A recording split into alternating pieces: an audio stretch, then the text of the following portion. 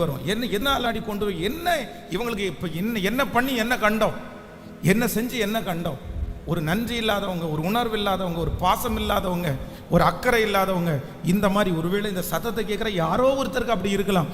ஆனால் ஆண்டவருடைய பிள்ளைகள் தரப்பில் நிற்கிற ஜனங்களுக்கு கண்டிப்பாக அதை நீங்கள் மேற்கொள்ளணும். நம்முடைய தரிசனத்தில் நீங்கள் என்ன சொல்லக்கூடாது அப்படின்னா, சுற்றி இருக்கிறவர்கள் உங்களை இப்படி நடத்துறதுனால உங்கள் வாயிலிருந்து என்ன வரக்கூடாதுன்னா போதும் என்று வரக்கூடாது.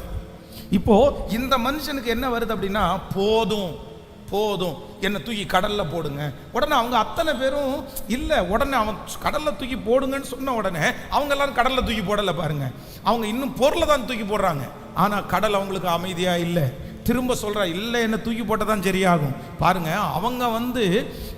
அவங்க துக்கத்தோட மன கிளேசத்தோட அவரை தூக்கி போடுறாங்க கடலுக்குள்ள. ஆனால் இந்த யோனா சந்தோஷத்தோட கடலில் குதிக்கிறார். ஏன் அப்படின்னா அவருடைய விரக்தி என்ன ஆயிடுச்சு?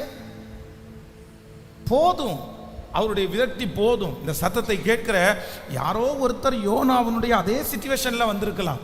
போதும், இவங்களுக்கு செஞ்சு என்ன பிரயோஜனம்? போதும், இவங்களுக்காக ஜெபம் பண்ணி என்ன பிரயோஜனம்? போதும், இவங்களுக்காக சம்பாரிச்சு என்ன பிரயோஜனம்? போதும், இவங்களுக்காக சாப்பாடு ஆக்கி கொட்டி என்ன பிரயோஜனம்? போதும். ஐயோ, இல்லவே இல்லை. அந்த வார்த்தை மட்டும் எவ்வளவு விரக்தி ஆனாலும் நம்முடைய வாயிலிருந்து வரவே கூடாது.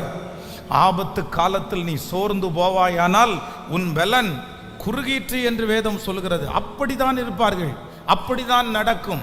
நம்மளை புரிந்து கொள்ள மாட்டார்கள், நம்மை தட்டி கொடுக்க மாட்டார்கள், நம்முடைய உணர்வுகளை அவர்களாலே ஏற்றுக்கொள்ள முடியாது. ஆனால் நீங்களும் நானும் சாதாரணமானவர்கள் அல்ல. நீங்களும் நானும் அழைக்கப்பட்ட தேவனுடைய பிள்ளைகள், தெரிந்து கொள்ளப்பட்ட தேவனுடைய பிள்ளைகள். நம்மை கொண்டுதான் ஆண்டவர் அந்த இடத்திலே ஒரு அசைவை கர்த்தர் கட்டளையிட போகிறார். நம்முடைய குடும்பத்தை கொண்டுதான் ஆண்டவர் அந்த அசைவை கட்டளையிட போகிறார். நம்மை கொண்டுதான் நம்முடைய பிள்ளைகளை கர்த்தர் ரட்சிக்க போகிறார்.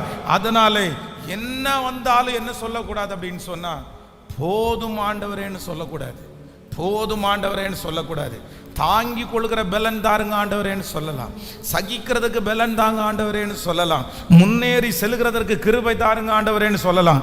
ஆனா எது மட்டும் வந்துடக்கூடாது அப்படின்னா, போதும் என்கிற வார்த்தை வரக்கூடாது.